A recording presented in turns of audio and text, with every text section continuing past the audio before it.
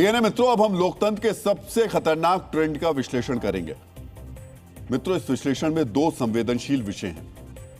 पहला यह कि 15 वर्षों तक लगातार बंगाल के सीएम की कुर्सी संभालने वाली ममता बनर्जी चुनाव हारकर भी कह रही हैं कि वो इस्तीफा नहीं देंगी। और दूसरा विषय है हिंदू पोलराइजेशन, जिसका डीएनए टेस्ट हम आगे करेंगे। पहले बात ममता बनर्जी के नए ऐलान की। मित्रों, देश में एक परंपरा रही है कि जब कोई सत्ताधारी पार्टी केंद्र में चुनाव हारती है तो प्रधानमंत्री सीधे राष्ट्रपति को जाकर इस्तीफा सौंप देते हैं। इसी तरह किसी भी राज्य में सत्ताधारी पार्टी की हार होती है तो मुख्यमंत्री राज्यपाल को अपना इस्तीफा सौंपते हैं। यही राजनीतिक नैतिकता और संवैधानिक मर्यादा है। लेकिन 15 साल बाद जब ममता बनर्जी चुनाव हारी हैं तो वो इस्तीफा देने के लिए तैयार नहीं है। चुनावी नतीजे आने के बाद आज वो पहली बार औपचारिक रूप से मीडिया के सामने आई और स्पष्ट रूप से कहा कि वो लोक भवन जाकर इस्तीफा नहीं देंगी। मित्रों, भारतीय लोकतंत्र के इतिहास में ऐसा पहली बार है जब कोई मुख्यमंत्री चुनाव हारने के बाद भी कह रही हैं कि वो इस्तीफा नहीं देंगी। पश्चिम बंगाल के साथ साथ तमिलनाडु और केरल में चुनावी नतीजे आए। वहां की सत्ताधारी पार्टियां भी चुनाव हार गई।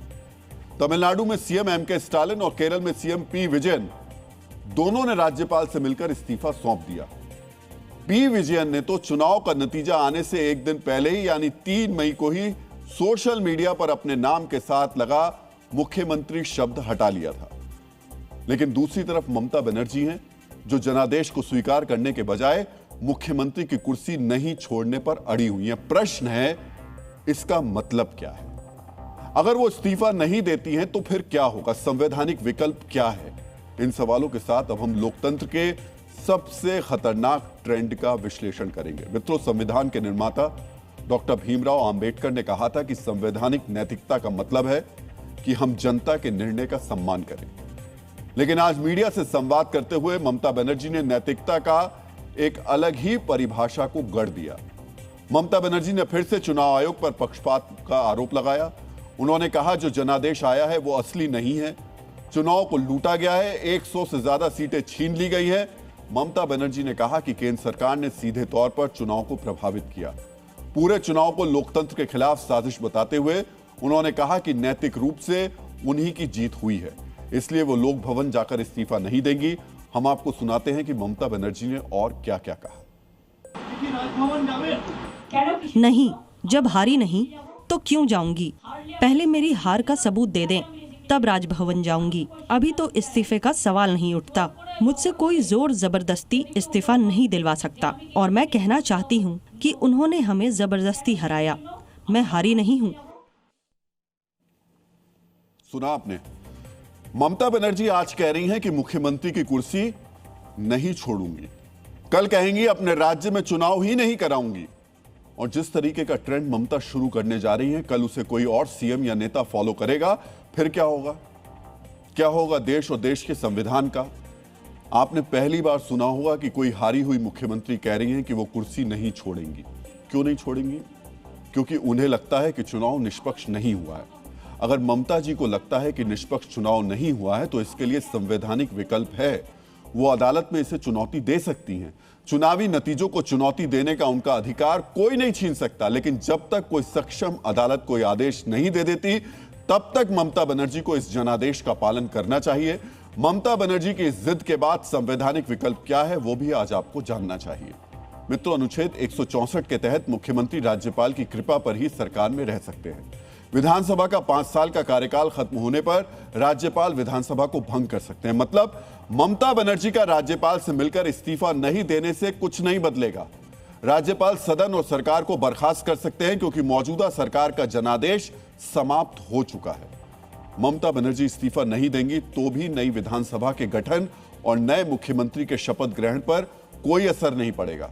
राज्यपाल मौजूदा मुख्यमंत्री के इस्तीफे के बगैर भी नई विधानसभा में नई सरकार का नया मुख्यमंत्री नियुक्त कर सकते हैं।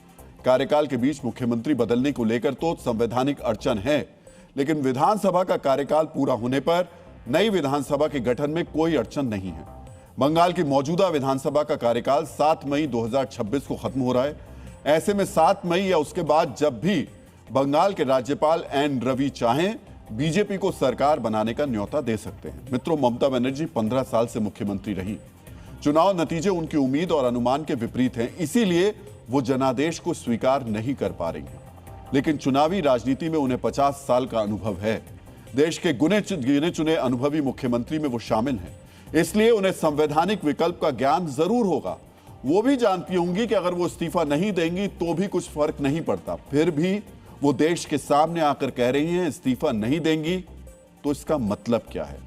इसे समझने के लिए आपको इंडिया अलायंस को लेकर ममता बनर्जी का बयान सुनना चाहिए। I am grateful to all my India team's leader. मैं अपने इंडिया अलायंस के सभी नेताओं की आभारी हूँ। सोनिया जी मेरे साथ हैं, राहुल गांधी मेरे साथ हैं, अरविंद केजरीवाल, उद्धव ठाकरे, अखिलेश यादव, तेजस्वी, हेमंत सोरेन झारखंड के सीएम, पूरी इंडिया अलायंस ने कहा है हम आपके साथ हैं। मित्रों, ये वही ममता बनर्जी हैं जिन्होंने 2024 में लोकसभा चुनाव के दौरान कहा था वो इंडिया अलायंस का हिस्सा नहीं है। तब वो बीजेपी विरोधी पार्टियों में सबसे ताकतवर थी, बंगाल की सत्ता में थी। लेकिन आज जब उनके अनुमान के विपरीत जनादेश आया और वो अब सत्ताहीन है, तो खुद को इंडिया अलायंस का हिस्सा बता रही है। मित्रों, ममता बनर्जी इस्तीफा नहीं देने का ऐलान करके इंडिया अलायंस को यह संदेश देने की कोशिश कर रही है कि उनके साथ छल हुआ है। गठबंधन के सहयोगियों को यह दिखाकर कि उनके साथ धोखा हुआ है, वो राष्ट्रीय स्तर पर बीजेपी के खिलाफ एक बड़े नैरेटिव को विस्तार देना चाहती हैं। ममता खुद को एक ऐसी नेता के रूप में प्रोजेक्ट करने की कोशिश कर रही हैं जो दबाव में भी नहीं झुकती, यानी वो गठबंधन में कमजोर कड़ी नहीं है। आप कह सकते हैं कि संवैधानिक ज्ञान होने के बावजूद ममता बनर्जी का यह संदेश राजनीतिक जिद नहीं है, बल्कि ताकत दिखाने की रणनीति है। मुख्यमंत्री ममता बनर्जी की जिद पर बीजेपी क्या कह रही है, वो भी आपको सुनना चाहिए। इसमें पार्टी प्रवक्ता बताएगा, कॉन्स्टिट्यूशन में सब लिखा हुआ है, ज्यादा बोलने का जरूरत नहीं। मैं ऐसा चीज कभी नहीं सुना न देखा कि किसी ने चुनाव में हार करके कहता है कि मैं ये नहीं दूंगी, मैं इस्तीफा नहीं दूंगी। मुझे लगता नहीं है कि वो दिमाग ठीक है। आपके कहने से कुछ नहीं होगा, आपके रिजाइन नहीं करने से भी पश्चिम बंगाल रुकेगा नहीं। पश्चिम बंगाल तो मोदी जी के साथ चल पड़ा है, वो आगे बढ़ेगा। मित्रों, ममता बनर्जी ने जो आज कहा उसके पीछे की उनकी जो भी राजनीति हो, लेकिन उसे कहीं से भी जायज नहीं कहा जा सकता। ऐसे बयानों से अराजक स्थिति बनती है। हो सकता है कि वो अपने भविष्य के राजनीतिक फायदे के लिए ऐसा कह रही हो, लेकिन उनका जो राजनीतिक कद है उसे देखते हुए हम कहना चाहते हैं कि ऐसे बयान देने से उन्हें बचना चाहिए था। उन्हें इंडिया अलायंस के ही साथी एमके स्टालिन और पी विजयन से सीखना चाहिए था कि कैसे संवैधानिक मर्यादा का पालन किया जाता है। पी विजयन तो हारने के बाद अपनी गाड़ी से आए, लेकिन जो लगातार 3 बार मुख्यमंत्री रही, केंद्र में मंत्री रही, विधायक सांसद रही, वो ऐसी अराजक स्थिति बनाने की कोशिश कर रही हैं जो बिल्कुल भी ठीक नहीं है। सोचिए, 15 साल पहले जब वो पश्चिम बंगाल की सत्ता में आई थी, उस वक्त अगर तब के मुख्यमंत्री बुद्धदेव भट्टाचार्य ने ऐसा कहा होता तो फिर क्या होता? ममता जी को याद रखना चाहिए कि चुनाव आता जाता रहेगा, जीत हार होती रहेगी, लेकिन देश का संविधान और उसकी मर्यादा स्थायी है। उसका पालन होना चाहिए, उसका सम्मान होना चाहिए। डीएनए मित्रों, ममता बनर्जी इस्तीफा नहीं दे रही हैं। वो इंडिया अलायंस में अपनी उपस्थिति मजबूत बनाने के लिए नया नैरेटिव बना रही हैं। तो देश में एक्टिव टुकड़े टुकड़े गैंग एक दूसरा नैरेटिव गढ़ रहा। इस नैरेटिव के जरिए सीधे सीधे पश्चिम बंगाल के मतदाताओं को टारगेट किया जा रहा है। विशेषकर हिंदुओं के खिलाफ बहुत ही शातिराना अंदाज में यह नैरेटिव चलाया जा रहा है। जिस तरह भगवा आतंकवाद की थ्योरी गढ़ी गई थी, उसी तरह पश्चिम बंगाल चुनाव के बाद हिंदू कट्टरवाद की नई थ्योरी गढ़ी जा रही है। टुकड़े टुकड़े गैंग के एलीट सदस्य अपनी डिक्शनरी से नया वर्ड लेकर आए हैं, नया शब्द लेकर आए हैं, हिंदू पोलराइजेशन। ये साबित करने में जुटे हैं कि पश्चिम बंगाल में हिंदू पोलराइज हो गए, हिंदू धर्मांध हो गए, इसलिए पश्चिम बंगाल में बीजेपी जीती है। मित्रों, ये वही लोग हैं जिन्हें पश्चिम बंगाल में बरसों से हो रही मुस्लिम वोट बैंक की गोलबंदी नहीं दिखाई दी। मुस्लिम पोलराइजेशन के नाम पर पश्चिम बंगाल से असम तक मुस्लिम कैंडिडेट्स की एक तरफा जीत पर टुकड़े टुकड़े गैंग चुप्पी साध लेता है। लेकिन पश्चिम बंगाल का वोटर जब अपने विवेक से, अपनी बुद्धि से वोट देकर अपनी सरकार चुनता है, तो उन्हें कुंठा क्लब सांप्रदायिक करार दे देता है। इसलिए आज हम हिंदुओं को कट्टरपंथी और धर्मांध साबित करने में जी जान से जुटे टुकड़े टुकड़े गैंग का डीएनए टेस्ट करेंगे। हम आपको बताएंगे कि आखिर क्यों बंगाल के नतीजों के बाद हिंदुओं को निशाने पर लिया जा रहा है, आखिर क्यों टुकड़े टुकड़े गैंग हिंदू मतदाताओं को कट्टरपंथी साबित करने की मुहिम चला रहा है। मित्रों, अमेरिका के पूर्व राष्ट्रपति अब्राहम लिंकन ने कहा है कि लोकतंत्र में जनता की भावना ही सब कुछ है। जिसके साथ जनता की भावना है वो असफल नहीं हो सकता और जिसके खिलाफ है वो सफल नहीं हो सकता। पश्चिम बंगाल में वोटर ने बता दिया कि उसकी भावना किसके साथ है और वो किसके खिलाफ है। लेकिन चुनाव परिणाम के बाद कुंठा क्लब के बौद्धिक बेईमान सदस्य नई टूल किट के साथ एक्टिव हो गए। इस बार इनका नैरेटिव बहुत ही खतरनाक है। टुकड़े टुकड़े गैंग के सदस्य दो टूक और साफ साफ कह रहे हैं कि पश्चिम बंगाल में हिंदू पोलराइजेशन की वजह से बीजेपी जीती है। मतलब इनका कहना है कि हिंदू मतदाता धर्म की वजह से एकजुट हुए। हिंदुओं ने कट्टरपंथी और धर्मांध भावना को प्रमुखता देते हुए एक तरफा वोट किया, इसलिए बीजेपी जीती। ये कहना चाहते हैं कि पश्चिम बंगाल में मुद्दे, आम आदमी की समस्या, पार्टियों के वादे, मतदाताओं ने कुछ भी नहीं देखा, कुछ भी नहीं सुना। क्या देखा? सिर्फ धर्म देखा। क्या सुना? सिर्फ कथित कट्टरपंथ की आवाजें सुनी और अपना वोट दिया है।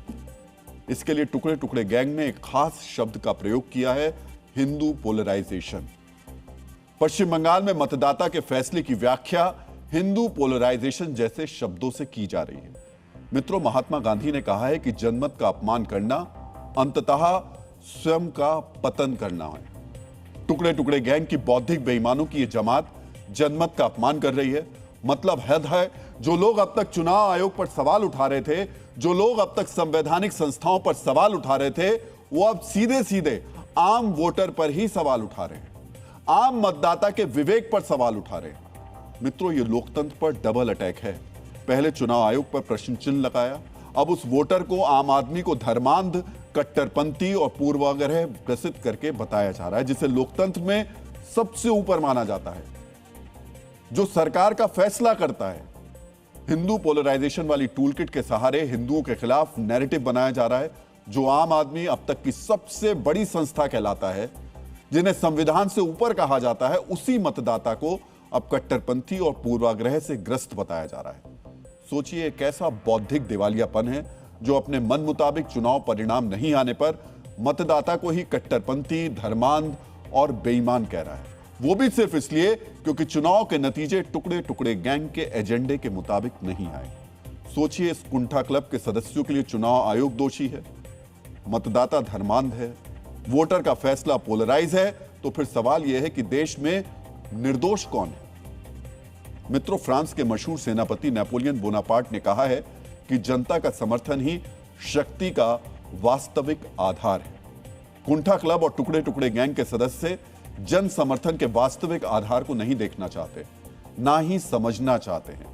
इनको पीड़ा हो रही है कि पश्चिम बंगाल में वोटर ने इनके एजेंडे के हिसाब से मतदान क्यों नहीं किया, मतदाता ने ऐसा फैसला क्यों दिया जो इनकी वैचारिक बेईमानी को आईना दिखाता है। मित्रों, पश्चिम बंगाल के बहुसंख्यक मतदाताओं को कट्टरपंथी और धर्मांध बताने वाले टुकड़े टुकड़े गैंग के सदस्यों को आज बीजेपी नेता शुभेंदु अधिकारी की बात ध्यान से सुननी चाहिए। पहले सुनिए भवानीपुर सीट से जीत के बाद शुभेंदु अधिकारी ने क्या कहा। उनको खुल के मुसलमान वोट दिया। वार्ड नंबर 77 में जितना मुसलमान वोट देने के लिए निकला, सब ममता को वोट दिया। और मुझे हिंदू, सिख, जैन, बुद्धिस्ट लोग ने आशीर्वाद देकर जिताया। ये जीत हिंदुत्व का जीत है, ये जीत बंगाल का जीत है। मुझे खास करके जो बंगाली हिंदू एरिया है, चेतला 82 नंबर वार्ड, वो खुल के वोट डाल दिया। मित्रों, शुभेंदु अधिकारी ने दो वार्ड का जिक्र किया। पहला है वार्ड नंबर 77 और दूसरा है वार्ड नंबर 82। शुभेंदु ने जीत के बाद बताया कि वार्ड नंबर 77 में उन्हें वोट नहीं मिला, वहीं वार्ड नंबर 82 में सभी वोट उन्हें मिले। उन्होंने इसकी वजह भी बताई है। वोट किसे देना है, यह मतदाता का अधिकार है। वोटर अपने विवेक से पसंदीदा उम्मीदवार का फैसला करता है। जिस वार्ड के मतदाताओं को लगा कि शुभेंदु उनके लिए सही उम्मीदवार नहीं है, उन्होंने उन्हें वोट नहीं दिया, यह उनका अधिकार है। भवानीपुर के वार्ड नंबर 77 के मतदाताओं ने जो किया, उसे तो टुकड़े टुकड़े गैंग मतदाताओं का अधिकार मानेगा, लेकिन वार्ड नंबर 82 के मतदाताओं ने शुभेंदु के पक्ष में एक तरफा मतदान किया, ये कुंठा क्लब के नैरेटिव बाज सदस्यों को चुभता है। ये इसी को हिंदू पोलराइजेशन कह रहे हैं और अपने हिंदू पोलराइजेशन वाले झूठे नैरेटिव से पश्चिम बंगाल के बहुसंख्यक मतदाता को कलंकित कर रहे हैं। यही कुंठा क्लब की बौद्धिक बेईमानी है। सोचिए, जो अपनी पसंद से किसी को वोट नहीं दे रहा उसे कुंठा क्लब लोकतांत्रिक आजादी कह रहा है, लेकिन जो मतदाता अपनी पसंद से वोट दे रहा है उसे कुंठा क्लब कट्टरपंथी, धर्मांध, भेदभाव करने वाला और बेईमान बता रहे हैं। जानते हैं ऐसा क्यों है? क्योंकि मतदाता ने सोशल मीडिया पर क्रांति करने वाले, देश के बड़े शहरों में बैठकर एजेंडा चलाने वाले टुकड़े टुकड़े गैंग के सदस्यों की पसंद को नकार दिया, उनका एजेंडे को ध्वस्त कर दिया। इसलिए गैंग अब मतदाता को, देश के आम आदमी को ही नकार रहा है।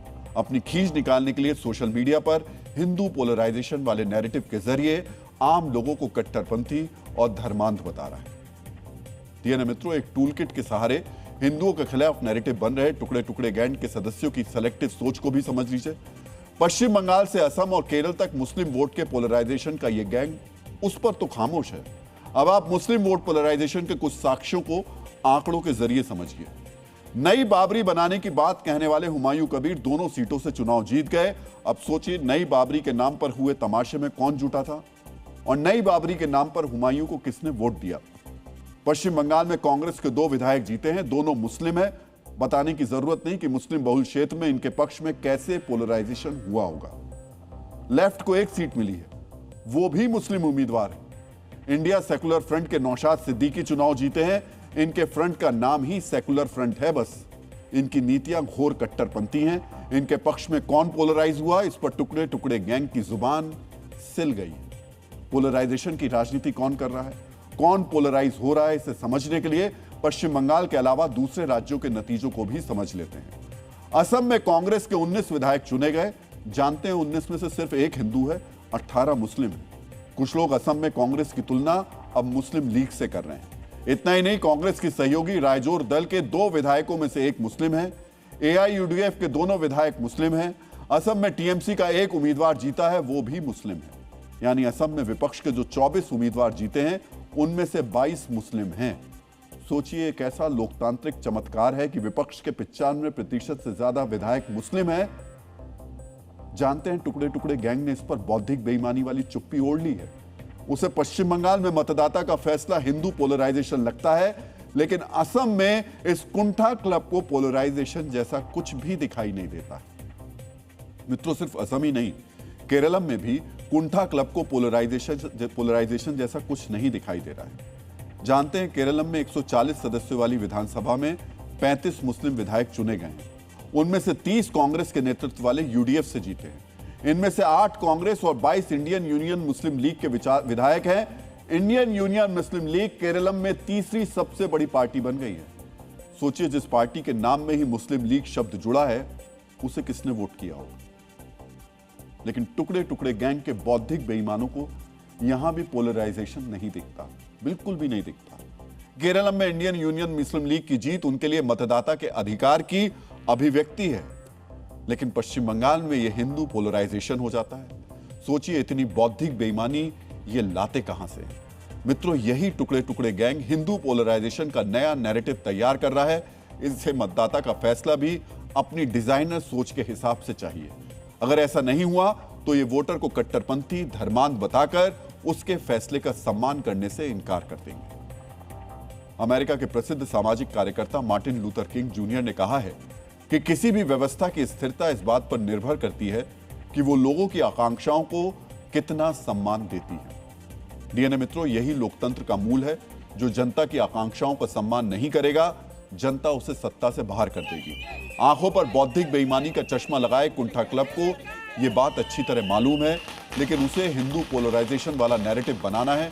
इसलिए वो शाब्दिक बेईमानी के जरिए हिंदुओं को कट्टर और धर्मांध बता रहे हैं। मित्रों, बेईमान कुंठा क्लब को आज तमिलनाडु के चुनाव परिणामों को भी देखना और समझना चाहिए। एक्टर जोसेफ विजय चंद्रशेखर की पार्टी टीवीके तमिलनाडु में 108 सीट जीतकर सत्ता के करीब पहुंच गई। मित्रों, विजय ईसाई हैं।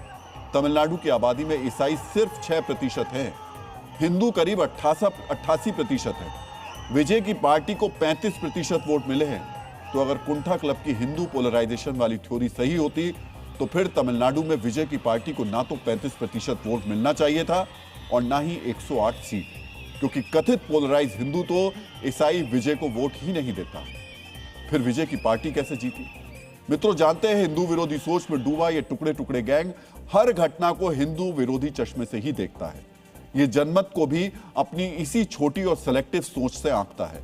इसे चुनावी जीत में बूथ मैनेजमेंट नहीं दिखता, जीतने वाली पार्टियों की तैयारी, उसके कार्यकर्ताओं की मेहनत नहीं दिखती, अपने एजेंडे में डूबे टुकड़े टुकड़े गैंग को जन आकांक्षा नहीं दिखती, सिर्फ और सिर्फ पोलराइजेशन ही नजर आता है। फ्रांस के राजनीतिक चिंतक और दार्शनिक अलेक्सिस द तोक्विल ने कहा कि लोकतंत्र में अंततः वही जीतता है जो जनता के दिल और दिमाग को समझता है। डीएनए मित्रों, पश्चिम बंगाल में भी यही हुआ। जिस पार्टी ने जनता यानी वोटर के दिल और दिमाग को समझा वो चुनाव जीती। फर्क यह है कि जनता का दिल और दिमाग, उसका एजेंडा टुकड़े टुकड़े गैंग के एजेंडे से अलग है, इसलिए टुकड़े टुकड़े गैंग इसे स्वीकार नहीं करना चाहता। इसीलिए वो हिंदू पोलराइजेशन के नैरेटिव से इस फैसले को कलंकित कर रहा है। मित्रों, जैसे टुकड़े टुकड़े गैंग पश्चिम बंगाल में जन आकांक्षा को हिंदू पोलराइजेशन कहकर जनमत का अपमान कर रहा है, इसी तरह चुनाव के बाद भी कुछ नेता वोटर के फैसले को स्वीकार नहीं कर पा रहे हैं। ममता बनर्जी की तरह ही राहुल गांधी भी वोटर के फैसले को चुनाव चोरी बता रहे हैं। चुनाव चोरी का नैरेटिव बनाने वाले राहुल गांधी को आज एक आंकड़ा जरूर देखना चाहिए, समझना चाहिए कि राजनीतिक चूक के कारण पश्चिम बंगाल में कांग्रेस स्पॉइलर इफेक्ट यानी खेल खराब करने वाली, या सरल शब्दों में कहें तो वोट कटवा पार्टी बन गई। कांग्रेस ने सभी 294 सीटों पर उम्मीदवार उतारे। मुर्शिदाबाद और मालदा में कांग्रेस को मिले मुस्लिम वोट ने टीएमसी की हार सुनिश्चित कर दी।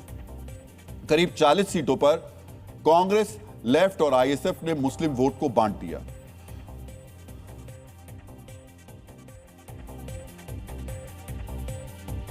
जो वोट बटा, इससे टीएमसी को नुकसान पहुंचा। बीजेपी और टीएमसी के बीच 5% वोट का फर्क है।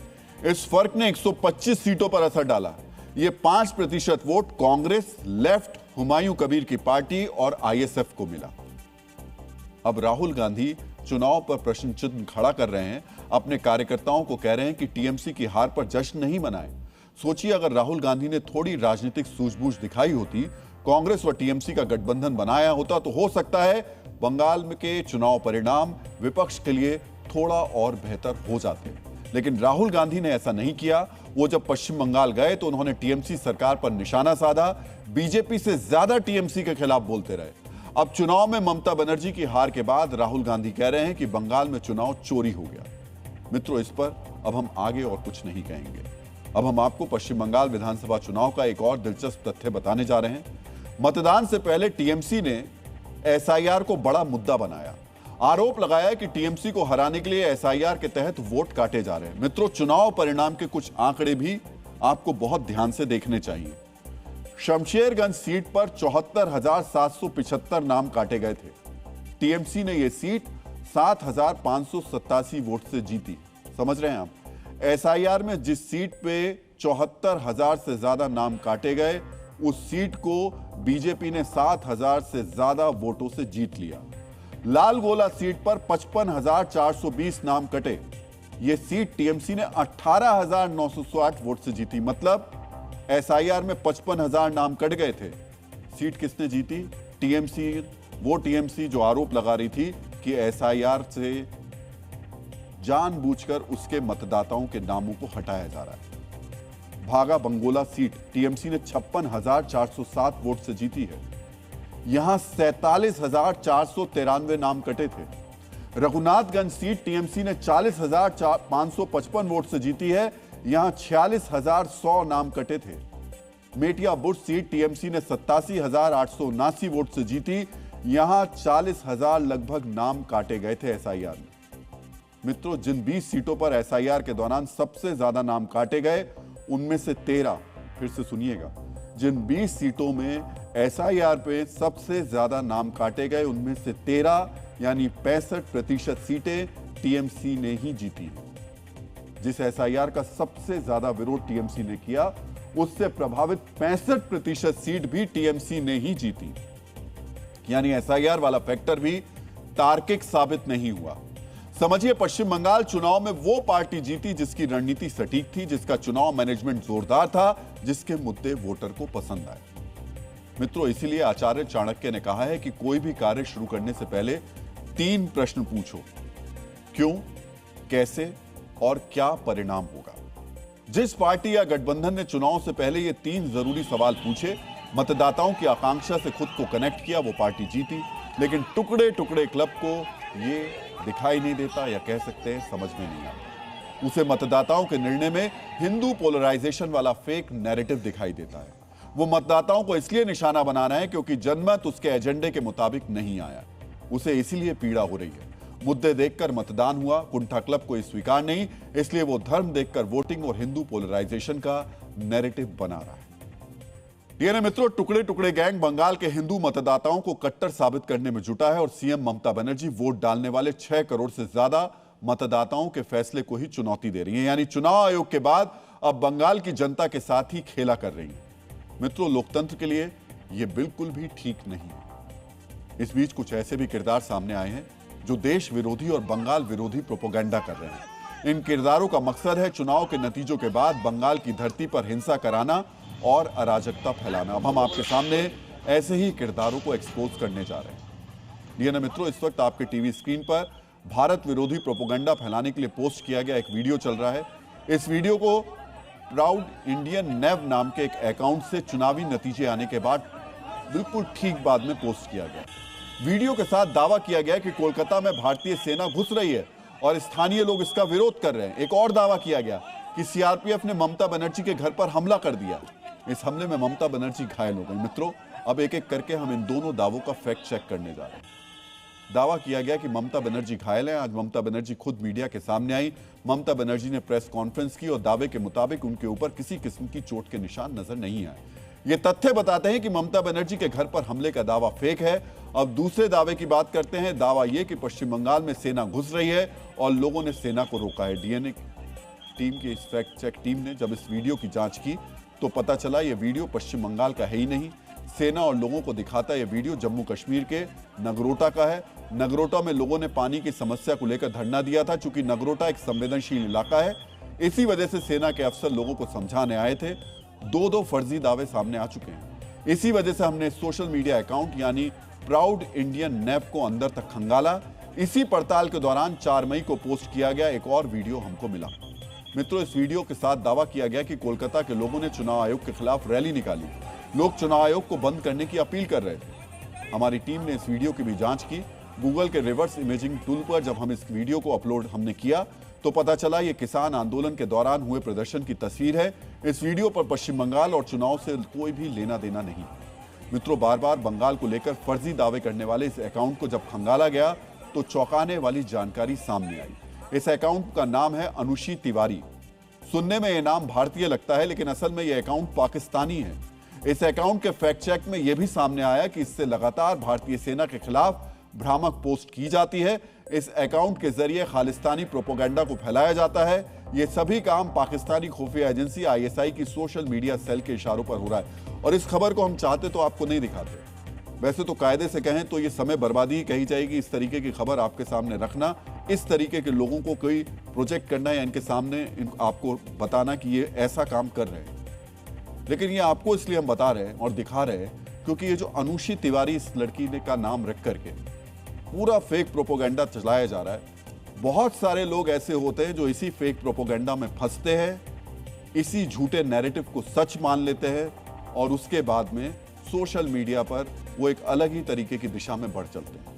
मित्रों, हमारी अपील है, अगर आपको सोशल मीडिया पर ऐसी भ्रामक जानकारी मिले जिसे पढ़कर आपको लगे कि इस जानकारी से अराजकता फैल सकती है तो उस जानकारी पर रत्ती भर भरोसा मत कीजिएगा। अगर आपको कोई जानकार ऐसा वीडियो शेयर करे तो उसे भी समझाइए ये जानकारी नहीं बल्कि देश विरोधी प्रोपेगेंडा है, एक ऐसा प्रोपेगेंडा जिसकी जड़ में पाकिस्तान है। मित्रों, पश्चिम बंगाल के चुनाव परिणाम की चर्चा सिर्फ पाकिस्तान और बांग्लादेश में नहीं हो रही है, अमेरिका में भी हो रही है। उस व्हाइट हाउस में भी हो रही है जहां प्रेसिडेंट डोनाल्ड ट्रंप रहते हैं। आज ट्रंप ने बंगाल चुनाव में ऐतिहासिक विजय के लिए प्रधानमंत्री नरेंद्र मोदी को बधाई दी। यह खबर इसलिए है क्योंकि चुनाव देश का नहीं था, सिर्फ राज्य का था। और अंतर्राष्ट्रीय कूटनीति में ऐसा शायद पहली बार हुआ होगा जब किसी राज्य के चुनाव को लेकर अमेरिका जैसे देश का राष्ट्रपति बधाई दे रहा है। किसी राज्य के चुनावी नतीजों पर पड़ोसी देश पाकिस्तान में पॉडकास्ट होना, इसे समझा जा सकता है, लेकिन इन नतीजों का अमेरिका तक असर होगा ये शायद किसी ने सोचा भी नहीं होगा। इससे भी ज्यादा चौंकाने वाली बात यह कि ट्रंप जैसा व्यक्ति जिनका ईगो हमेशा ऊपर रहता है, वो पश्चिम बंगाल के चुनावी नतीजों पर बधाई दे रहे हैं। ट्रंप की इसी बधाई की वजह से कुछ सवाल उठते हैं। पहला सवाल यह, क्या पश्चिम बंगाल में जीत की बधाई देकर ट्रंप डैमेज कंट्रोल करना चाहते हैं? क्या भारत के साथ रिश्तों को दोबारा आगे बढ़ाने के लिए ट्रंप अब अपनी डिप्लोमेसी की तासीर बदल रहे हैं? एक सवाल यह भी, क्या ईरान के युद्ध में फंसे ट्रंप भारत से किसी किस्म के सहयोग की उम्मीद कर रहे हैं और इस सहयोग के लिए क्या वो बधाई संदेश भेज रहे हैं? डीएनए मित्रों, ट्रंप की पर्सनैलिटी देखकर हर कोई यही कहता है, ट्रंप की माया ट्रंप ही जाने। अब हम पश्चिम बंगाल में बीजेपी की जीत के बाद हो रहे बदलाव का विश्लेषण करेंगे। मित्रों, सबसे पहले आपको मंदिर के ताला टूटने की एक तस्वीर दिखा रहे हैं। मेरी बाईं तरफ जो आप तस्वीर देख रहे हैं वो आसनसोल की है। वहां पर बस्तीन बाजार में श्री श्री दुर्गा माता चैरिटेबल ट्रस्ट का दुर्गा मंदिर है। जब से बंगाल में ममता बनर्जी की सरकार थी तब से यह मंदिर बंद था। तनाव के कारण इस मंदिर में नियमित पूजा पाठ नहीं हो रही थी। साल में सिर्फ 2 बार इस मंदिर को खोला जाता था, एक बार दुर्गा पूजा के दौरान और दूसरी बार लक्ष्मी पूजा के दौरान। सोचिए, जिस बंगाल में दुर्गा केवल देवी नहीं बल्कि जीवन, शक्ति और संस्कृति की धड़कन है, जहां दुर्गा का नाम केवल मंत्र नहीं बल्कि भावना और परंपरा की गूंज है, वहां पर 15 साल से दुर्गा मंदिर बंद था। मित्रों, ये मंदिर बंद क्यों था, अब उसे समझ लीजिए। जहां पर यह श्री श्री दुर्गा माता चैरिटेबल ट्रस्ट मंदिर है वो मुस्लिम बहुल इलाका है। 2011 में जब टीएमसी सत्ता में आई, उसके बाद कुछ लोगों ने मंदिर खोलने पर धमकी दी। मुस्लिम समुदाय के कुछ असामाजिक तत्वों ने यहां तक कहा कि अगर मंदिर का गेट खोला गया या नियमित पूजा पाठ की गई तो खून की नदियां बहा दी जाएंगी। बाद में कलकत्ता हाईकोर्ट ने मंदिर खोलने और हिंदू समुदाय को वहां पूजा पाठ का अधिकार देने का आदेश दिया। कोर्ट से आदेश मिलने के बाद भी टीएमसी की सरकार ने कानून व्यवस्था का हवाला देकर मंदिर को नियमित रूप से पूजा पाठ करने के लिए नहीं खोला। प्रशासन ने कोर्ट के आदेश की अवहेलना की। इस बार चुनाव में बीजेपी के कैंडिडेट कृष्णेंदु मुखर्जी और अग्निमित्रा पॉल ने वादा किया था कि सरकार में आए तो मंदिर का ताला टूटेगा, और वही हुआ। जैसे ही बीजेपी को बहुमत मिलने का संदेश आया, वैसे ही लोगों ने खुद जाकर मंदिर का ताला खोला, उसे साफ किया, वहां पर पूजा की। हम आपको सुनाते हैं मंदिर का पट खुलने के बाद मां दुर्गा के भक्त क्या कह रहे हैं।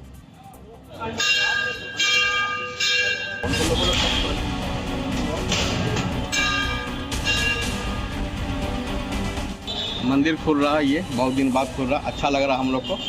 मंदिर खुल रहा, हाँ वही खुल गया, बहुत अच्छा है। धन्यवाद। बहुत दिन से बंद था, आज खुल गया, बहुत खुशी है हम लोग सब। अच्छा लग रहा है, बहुत आनंद, अच्छा लग रहा है। बहुत बेचैन थे, अब ठीक है, खुल गया, बहुत अच्छा है। सामाजिक सौहार्द बना रहे, कहीं कोई गड़बड़ नहीं हो।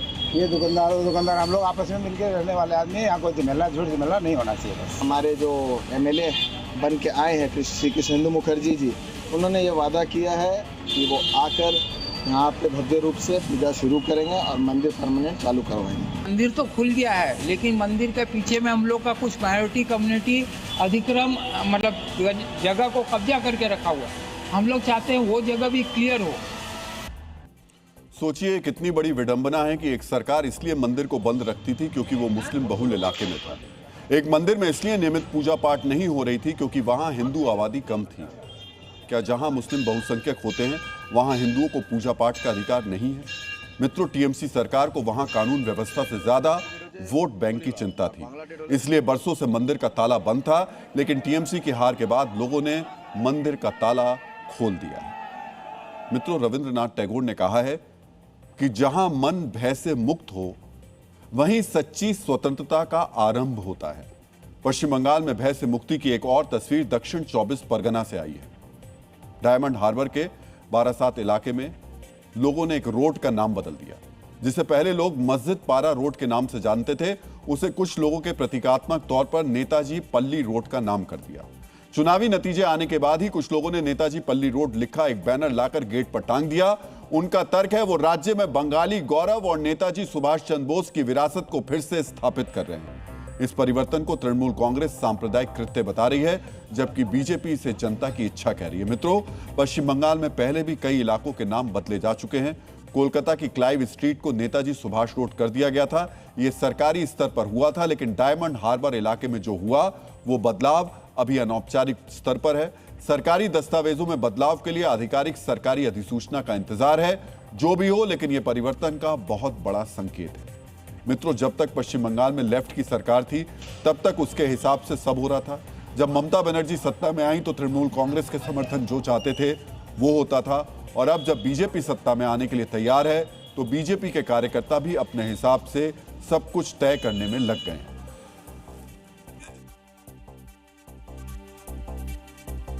इसी की एक तस्वीर नंदीग्राम से आई, जहां से शुभेंदु अधिकारी ने फिर से जीत हासिल की है। वहां पर बीजेपी के कार्यकर्ताओं ने टीएमसी के एक दफ्तर पर कब्जा कर लिया। टीएमसी का झंडा और नाम हटाकर बीजेपी के झंडे लगा दिए। बीजेपी के कार्यकर्ताओं का यह दावा है कि पहले उन्हीं का दफ्तर था, टीएमसी ने उसे कब्जा कर लिया था, अब वो वापस ले रहे हैं। हम आपको दिखाते हैं वहां पर क्या क्या हुआ।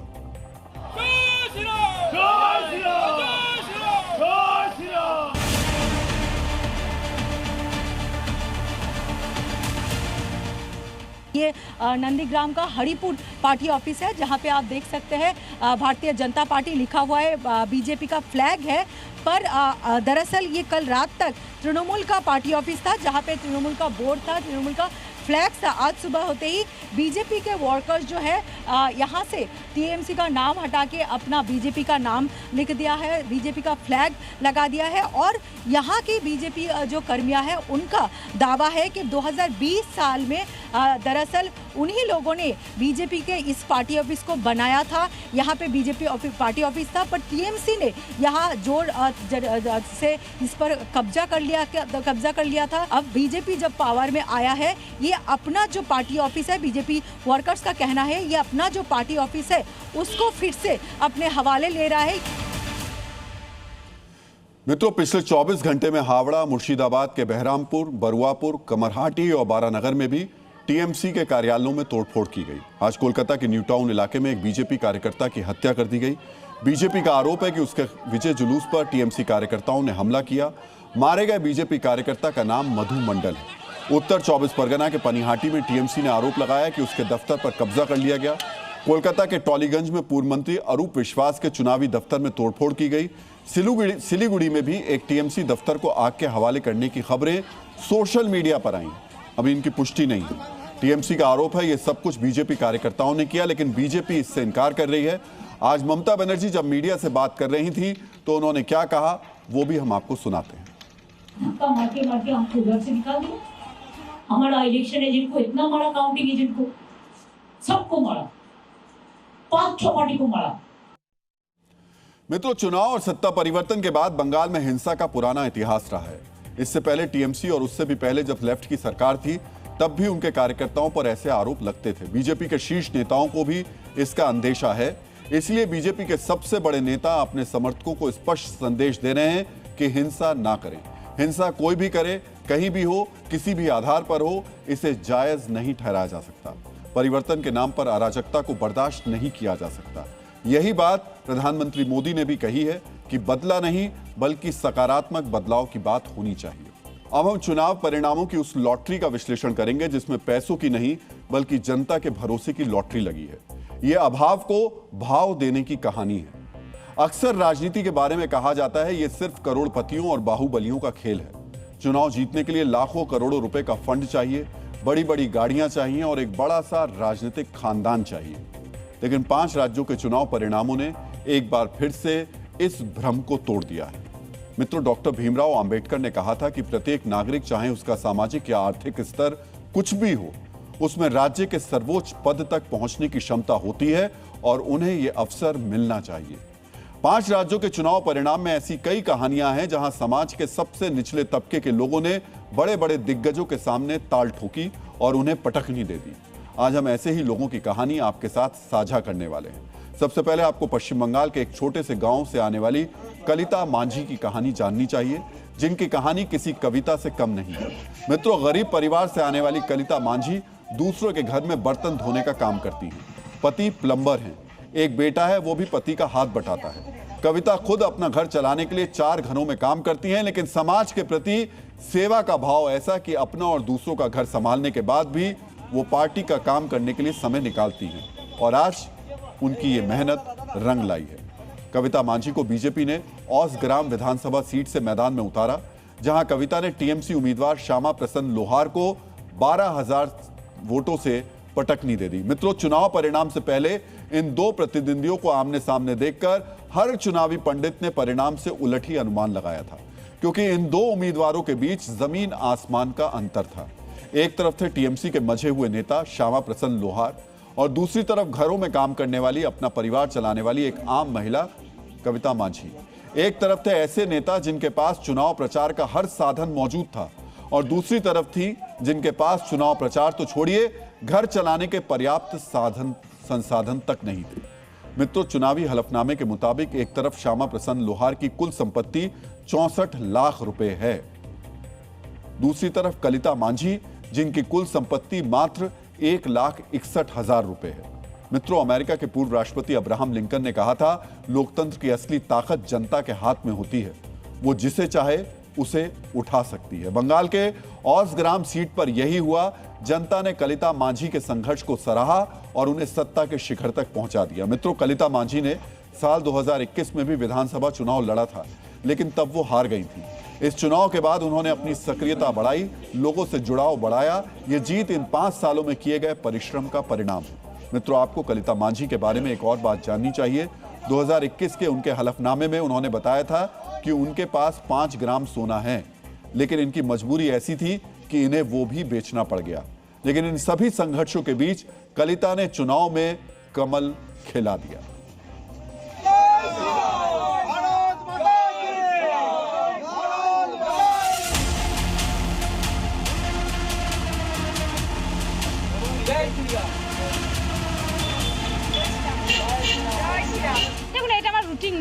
ये मेरी दिनचर्या है।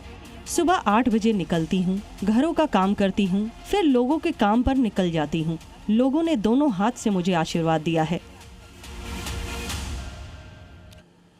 डीएनए मित्रों, राष्ट्रपिता महात्मा गांधी ने लोकतंत्र के बारे में बहुत खूबसूरत बात कही थी। उन्होंने कहा, लोकतंत्र में सबसे कमजोर व्यक्ति को भी वही अवसर प्राप्त हो जो सबसे शक्तिशाली व्यक्ति को मिले।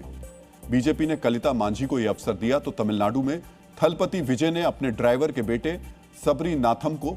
मित्रों, तमिलनाडु विधानसभा चुनाव में जिस तरह विजय ने किसी सुपरस्टार की तरह एंट्री मारी है, उसकी हर तरफ चर्चा हो रही है, लेकिन इसी के साथ उनके ड्राइवर के बेटे की भी खूब चर्चा हो रही है। विजय ने चुनाव में अपने ड्राइवर राजेंद्रन के बेटे सबरी नाथन को विरुगम पक्कम सीट से चुनाव मैदान में उतारा था और पहली बार चुनाव लड़ रहे सबरी नाथन ने डीएमके के मौजूदा विधायक एएमवी प्रभाकर राजा को 27,000 वोटों के बड़े अंतर से हराकर सबको चौंका दिया। पश्चिम बंगाल और तमिलनाडु चुनाव में इन दो सीटों की कहानी ही लोकतंत्र की खूबसूरती है। डीएनए मित्रों, अब हम तमिलनाडु विधानसभा चुनाव की एक और दिलचस्प तस्वीर दिखाने वाले हैं, जहां मात्र एक वोट ने जीत और हार को सुनिश्चित कर दिया। मित्रों, तमिलनाडु के तिरुपतुर सीट के परिणाम के आंकड़े आप देख रहे हैं, जहां डीएमके नेता और स्टालिन सरकार में मंत्री के.आर. पेरिया करुप्पन को 83,374 वोट मिले। वहीं टीवी के उम्मीदवार श्रीनिवास सेतुपति को 83,375 वोट मिले। आप दो एक बार देख लीजिए, डीएमके के जो उम्मीदवार हैं उनको जो वोट मिले वो मिले 83,374 और टीवी के जो उम्मीदवार हैं उनको मिले 83,375। 74-75, सिर्फ एक वोट का अंतर। अभी तक आपने सुना होगा कि लोकतंत्र में एक एक वोट बहुत कीमती होता है। आज ये साबित भी हो गया कि हर एक वोट जरूरी होता है, क्योंकि यहां एक वोट ने तमिलनाडु के सहकारिता मंत्री को हरा दिया, सिर्फ एक वोट ने। मित्रों, ये पहली बार नहीं हुआ जब किसी चुनाव में एक वोट निर्णायक बना। आज आपको ऐसे कुछ उदाहरण देखने चाहिए जब एक वोट ने हार और जीत के बीच की लकीर खींची है। भारतीय राजनीति में एक वोट का सबसे चर्चित उदाहरण राजस्थान के कद्दावर नेता सीपी जोशी का है। 2008 के विधानसभा चुनाव में नाथद्वारा सीट से वो सिर्फ एक वोट से हार गए। वो खुद कांग्रेस की तरफ से मुख्यमंत्री पद के प्रबल दावेदार थे, लेकिन इस एक वोट ने उनसे मुख्यमंत्री की कुर्सी छीन ली। डीएनए में अब आज का संदेश, जीवन में हमेशा सीखते रहिए, क्योंकि सर्टिफिकेट से नहीं, स्किल से जिंदगी चलती है।